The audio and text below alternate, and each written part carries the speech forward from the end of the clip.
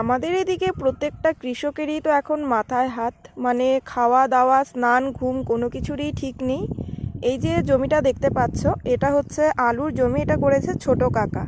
ওই দিক থেকে মনে হয় দু একটা ক্ষেত থেকে আলু তুলেছিল, বাদ বাকি দেখো এই ক্ষেতের মানে প্রত্যেকটা আলু হাতে গোনা বোধহয় দু একটা বেরোবে, না হলে এইভাবে দেখো সবগুলো আলু পচে গিয়েছে। দাঁড়াও তোমাদেরকে আরেকটা জিনিস দেখাচ্ছি। এখানে একটা লাইন শুধু এরকম টেনে ছিল দেখার জন্য যে আলু তোলা যাবে কি না।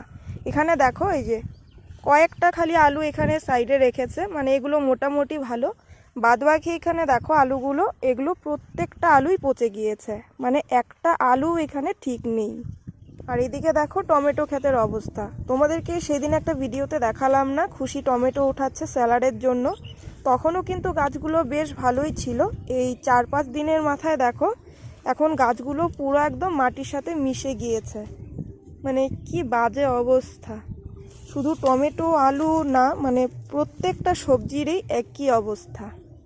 এই যে দেখো এটা হচ্ছে আমাদের ভুট্টা ক্ষেত। সেদিন বৃষ্টির সাথে তো হাওয়াও হয়েছে, মানে ঝড় হয়েছে লিটারেলি। তো বেশিরভাগ গাছগুলাকে এরকম একদম হেলে গেছে। ছোট ছোট দেখো ভুট্টা বেরিয়েছিল, কিন্তু এখন এগুলো পরে কেমন পুরোট হয় বা কেমন কি সেটা পরে বোঝা যাবে। বাইরে থেকে কিন্তু এতটা বোঝা যায় না, কিন্তু ভেতরের দিকে দেখো সব গাছগুলোই, সব বলতে ধরো 60-70% গাছ সব কিন্তু মাটির সাথে দেখো মিশে গিয়েছে।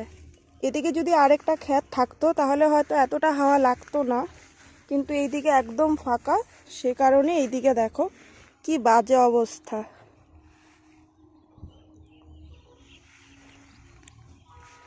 আর শুধু ভুট্টা না, এই যে দেখো একটা গম ক্ষেত, এটা হচ্ছে আমাদের পাশের বাড়ির একটা কাকার। আমাদেরও এবার গম করেছে ওই যে সামনের দিকে, আমাদেরটা এতটা নষ্ট হয়নি, কিন্তু এই যে দেখো কাকার জমিতে মানে একদম মাটির সাথে মিশে গেছে। আর সারাদিনে যে কত পাখি আসে, মানে বেশিরভাগ সময়টাই দেখি মানে পাখি তাড়াতে তাড়াতেই চলে যায়। এই যে এদিক থেকে দেখো কোণা থেকে অনেকটা বোঝা যায়।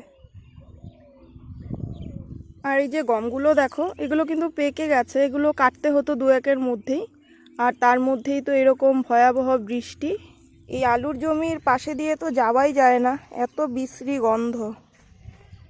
এবার কিন্তু কৃষকদের অনেকটাই ক্ষতি হয়ে গেছে। তো যাই হোক, কি আর করার। তো চলো, টাটা।